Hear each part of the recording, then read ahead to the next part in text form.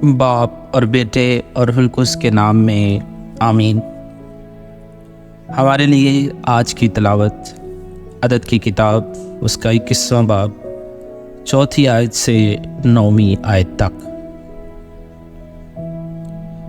پھر انہوں نے کوہ ہور سے بحیرہ کلزم کے رستے پر کوچ کیا تاکہ ایدوم کے ملک سے گھوم کر جائیں، اور اس سفر کے سبب سے لوگوں کے دل تنگ ہوئے، اور لوگ خدا اور موسیٰ کے خلاف بولے اور کہا، تو ہمیں مصر سے کیوں نکال لایا تاکہ ہم بیابان میں مر جائیں؟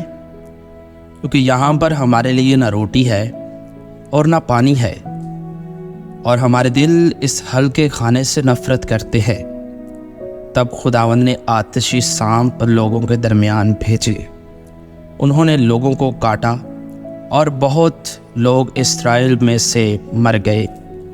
تب لوگ موسیٰ کے پاس آئے اور کہا کہ ہم نے گناہ کیا کہ ہم خداوند کے اور تیرے خلاف بولے، سو تو خداوند سے دعا مانگ کہ وہ سانپوں کو ہم سے دور کرے۔